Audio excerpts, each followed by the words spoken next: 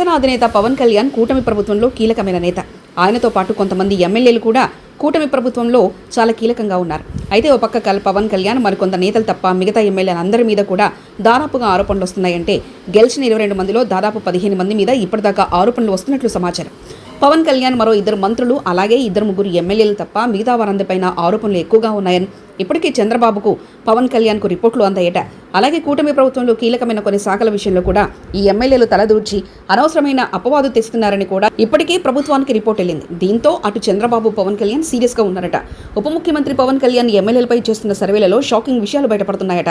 చాలా మంది ఎమ్మెల్యేలు ప్రజల్లో వ్యతిరేకత ఎదుర్కొంటున్నారని సర్వేల ద్వారా స్పష్టమైందంటున్నారు. జనసేన నుంచి గత శాసనసభ ఎన్నికల్లో 22 మంది ఎమ్మెల్యేలు గెలిచారు. పోటీ చేసిన అన్ని చోట్ల విజయం సాధించారు. 100% స్ట్రైక్ రేట్ సాధించిన జనసేన వచ్చే ఎన్నికల్లో ఇంకా ఎక్కువ స్థానాల్లో పోటీ చేయాలని భావిస్తున్నారు. ఎన్నికైన ఎమ్మెల్యేలో దాదాపు 10 నుంచి 15 మందికి పై తీవ్ర వ్యతిరేకత ఉందని పవన్ కళ్యాణ్ నిర్వహించిన సర్వేలో స్పష్టమైందని చెప్తున్నారు. ఈ నియోజకవర్గంలో ఎమ్మెల్యేల పనితీరు సక్రమంగా లేదన్న రిపోర్టులు పవన్కు చేరాయట.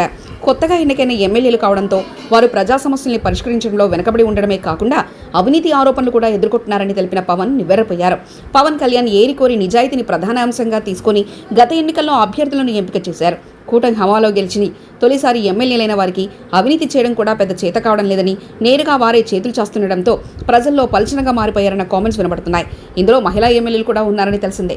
దీంతో పాటు కూటమిలోని పార్టీ నేతలు కూడా సహకరించకపోవడంతో మరింత పరిస్థితి అధ్వానంగా తయారైందని నివేదికలు అందాయని తెలుస్తుంది. ఉత్తరాంధ్ర జిల్లాకు చెందిన ఒక ఎమ్మెల్యేకు భారీగా ఆస్తులున్నాయి. ఎన్నికలకు ముందే ఆర్థికంగా స్థిరపడిన కుటుంబమే అయినా ప్రతిదానికి పర్సంటేజీలు దంటుకుంటున్నారన్న ఆరోపణలు వెలువెత్తుతుండడం ఆ నియోజకవర్గంలో తొలిసారి జనసేన జెండా ఎగరడాన్ని టీడీపీ నేతలు జీర్ణించుకోలేకపోతున్నారు. దీంతో ఎమ్మెల్యేలపై ఏ చిన్న అవకాశం వచ్చినా టీడీపీ బీజేపీ నేతలే ఆ ఎమ్మెల్యేలు తమ అనుచరులతో సోషల్ మీడియాలో పోస్టింగ్లు పెడుతూ బద్నాం చేయడానికి ప్రయత్నిస్తున్నారని తెలిసి పవన్ ఒకంత ఆశ్చర్యపోయారట. దీంతో పాటు నియోజకవర్గంలో నామినేటెడ్ పదవుల విషయంలోనూ కూటమి పార్టీల నేతల మధ్య తలెత్తిన మనస్పర్ధలు మరింత ఎమ్మెల్యే ప్రతిష్టను దిగజార్చేలా చేస్తున్నాయట. ఇక గోదావరి జిల్లాకు చెందిన ఒక ఎమ్మెల్యేపై కూడా ఆరోపణలు అధికంగా వచ్చాయి. తొలి నెలలో మంచి పేరు తెచ్చుకుని పవన్ దృష్టిలో పడిన ఆ ఎమ్మెల్యే చేతివాటం మామూలుగా లేదంటున్నారు. ప్రతి పనికి పర్సంటేజీలు దండుకుంటున్నారు.